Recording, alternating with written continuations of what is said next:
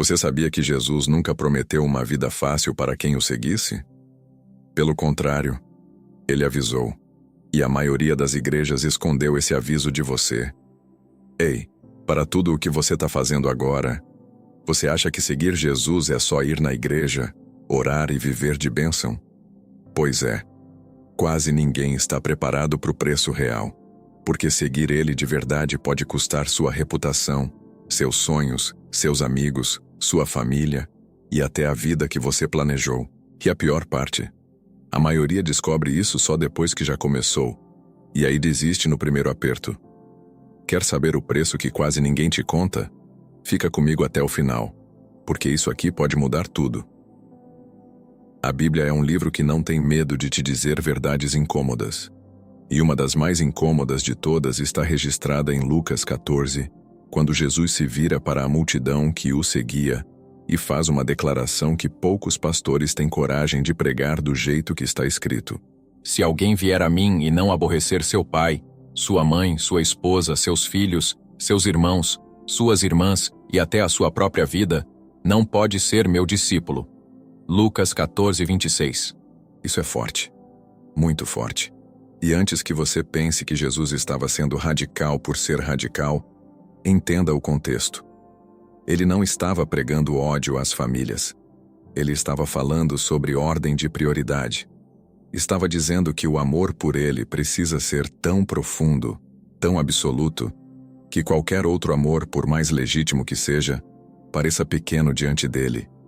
E aí começa o preço, porque quando você coloca Cristo acima de tudo, as pessoas ao redor percebem. E nem todas aceitam bem. Há pessoas que perderam casamentos por causa dessa escolha.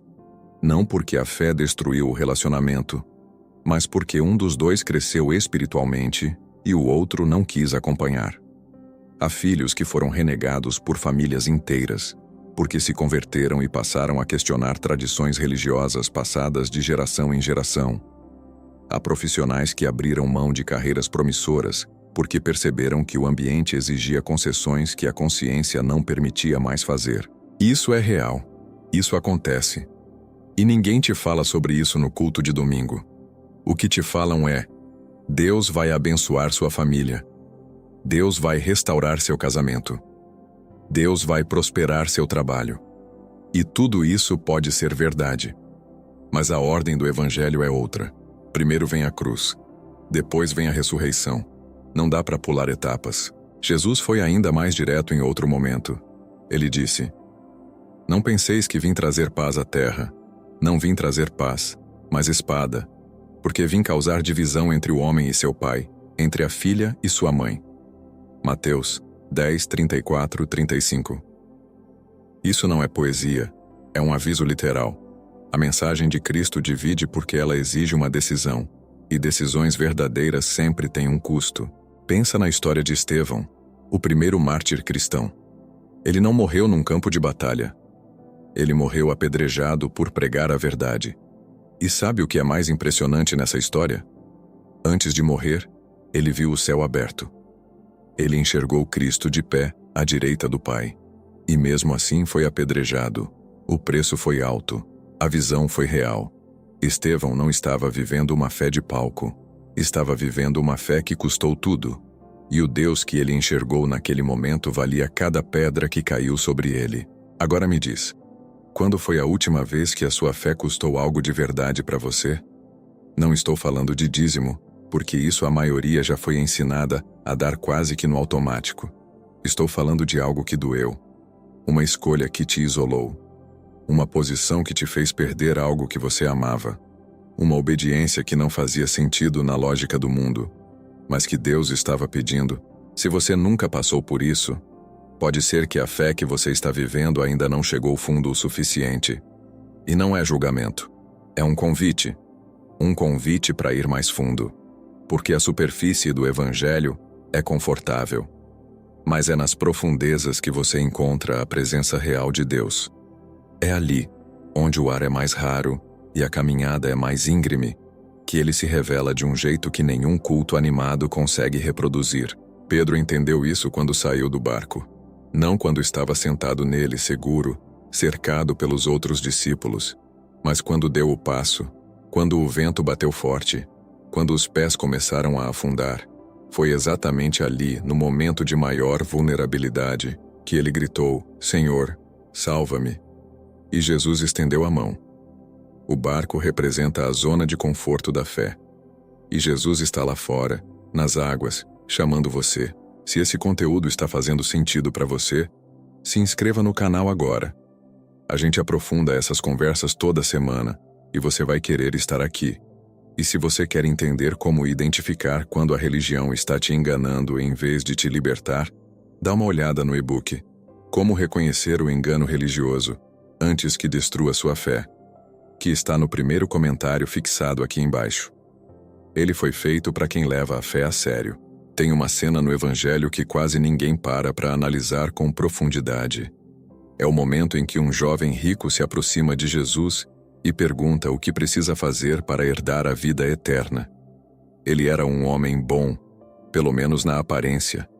Guardava os mandamentos desde a juventude. Era respeitado. Tinha tudo que o mundo considera sinal de bênção divina.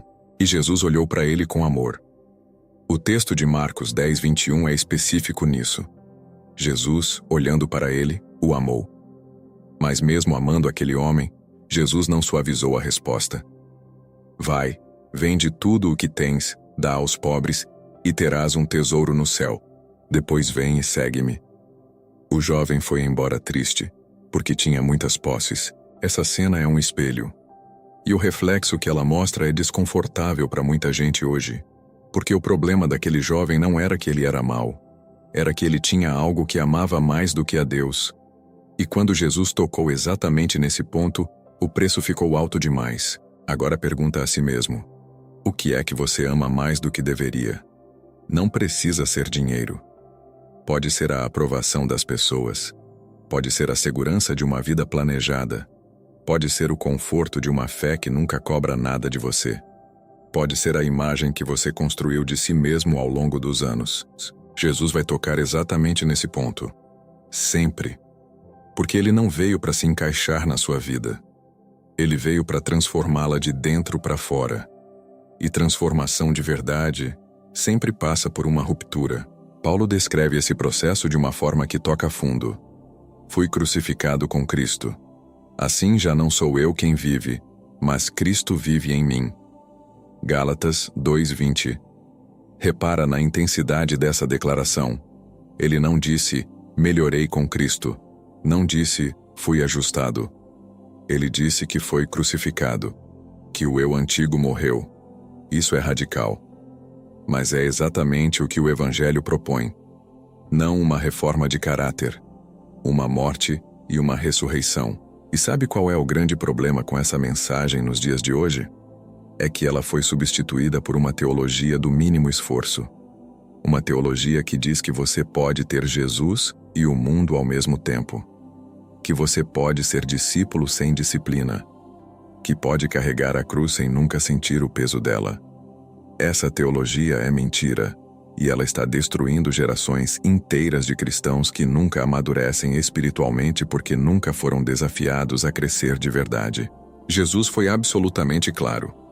Entrai pela porta estreita, porque larga é a porta e amplo o caminho que leva à perdição, e muitos são os que entram por ela.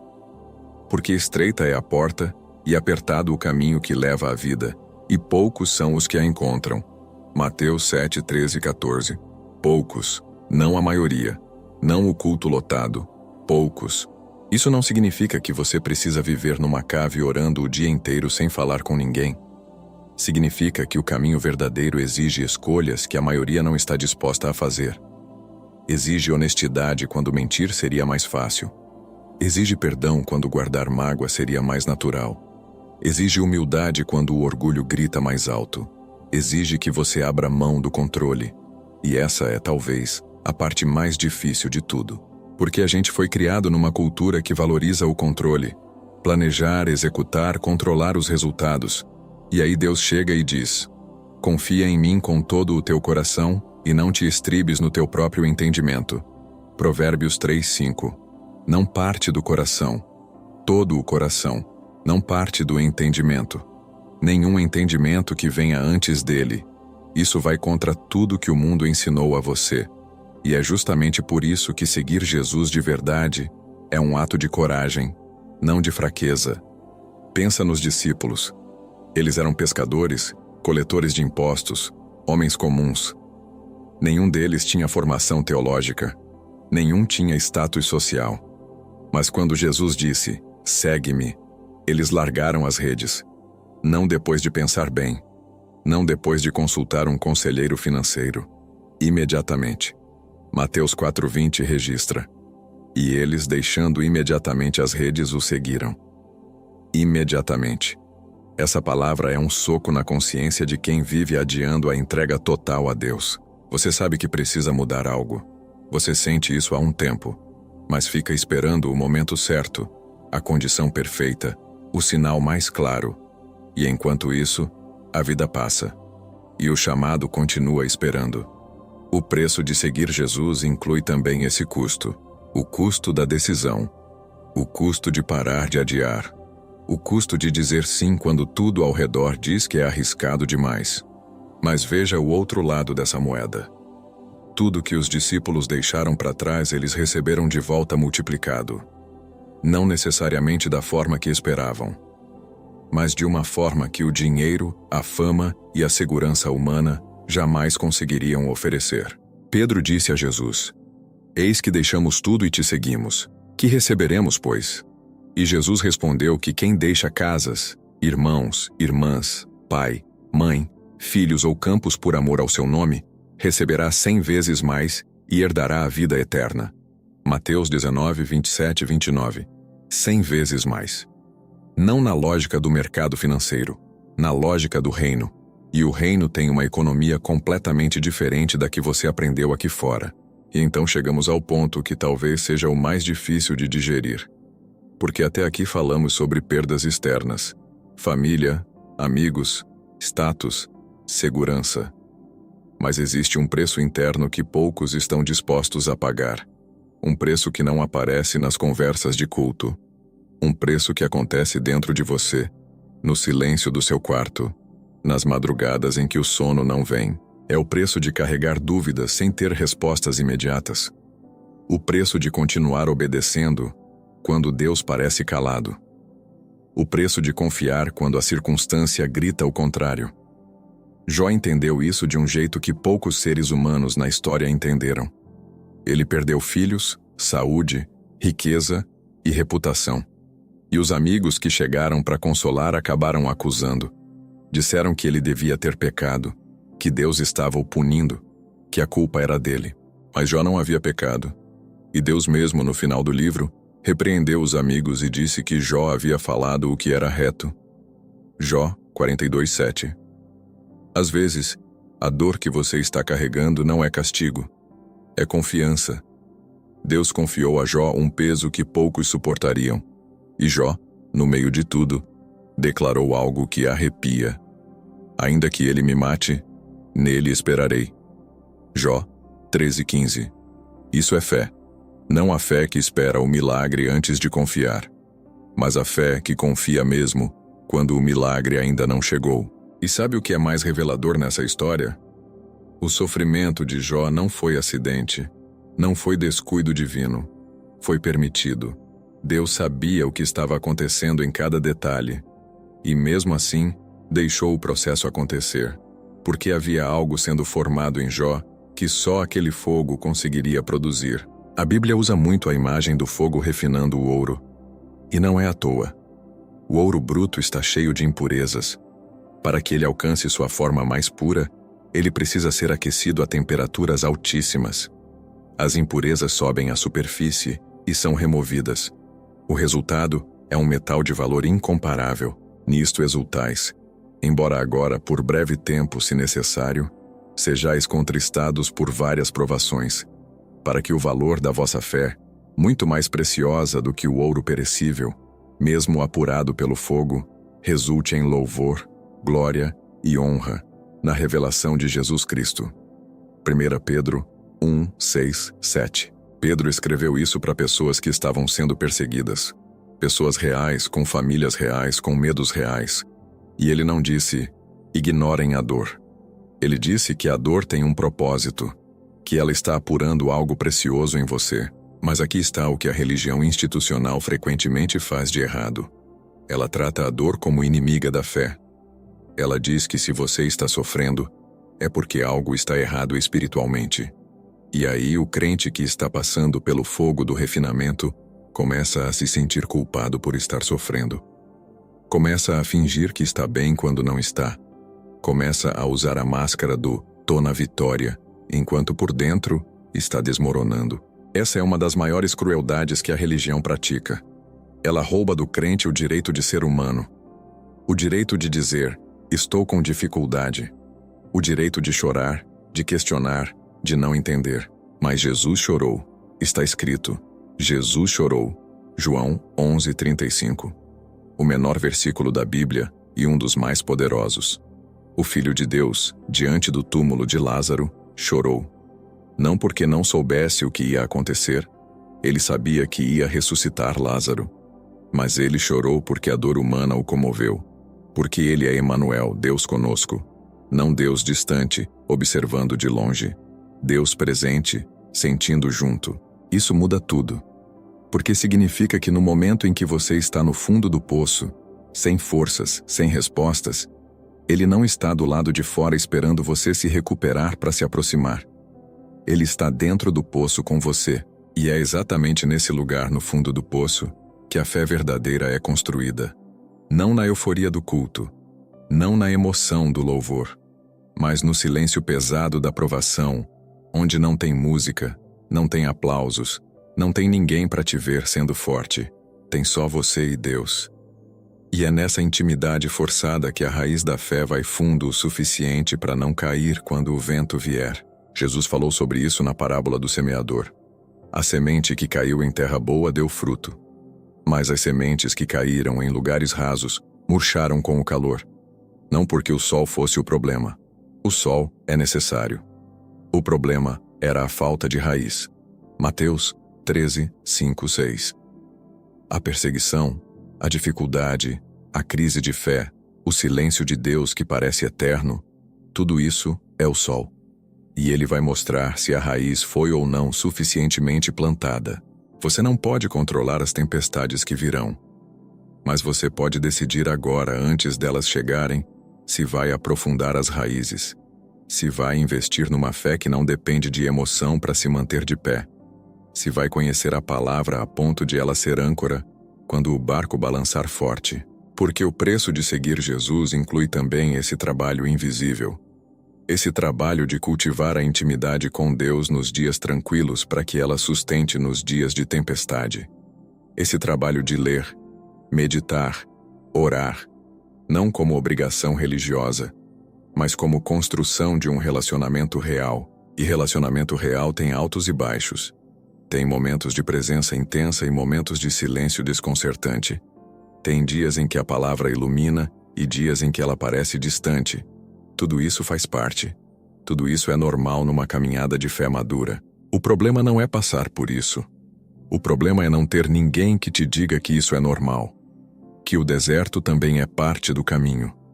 Que Moisés ficou 40 anos no deserto antes de ouvir Deus na sarça ardente. Que Elias entrou em colapso emocional depois de uma das maiores vitórias espirituais da sua vida. Que Davi, o homem segundo o coração de Deus, escreveu salmos de desespero que qualquer psicólogo hoje classificaria como crise aguda. Eles não eram fracos, eram humanos. E Deus os usou exatamente assim, com toda a humanidade, com todas as rachaduras. Você também. Com as suas rachaduras, as suas dúvidas, as suas noites difíceis. O preço de seguir Jesus é real. Mas ele não pede perfeição, ele pede presença. Ele pede que você continue. Mesmo quando está com dificuldade, mesmo quando não entende, mesmo quando dói, porque no final, não é sobre você ser forte o suficiente, é sobre ele ser fiel o suficiente. E ele é. A história prova isso. A Bíblia confirma isso. E algum dia, quando você olhar para trás, você vai ver a mão dele em cada detalhe que hoje parece caos. O preço de seguir Jesus é real. Ninguém que caminhou com ele de verdade saiu ileso, mas ninguém que caminhou com ele de verdade saiu vazio. A cruz dói. A ressurreição transforma. E é essa transformação que o mundo não consegue explicar, mas que você, no fundo do coração, já sente acontecendo. Obrigada por ter ficado comigo até aqui. Isso diz muito sobre quem você é e sobre o que você está buscando. Se esse conteúdo tocou algo em você, se inscreva no canal, curta o vídeo e deixe um comentário me contando o que você achou. Não esqueça de conferir o e-book Como Reconhecer o Engano Religioso, antes que destrua sua fé, no primeiro comentário fixado. Continue assistindo aos próximos vídeos que vão aparecer na tela agora. Até o próximo.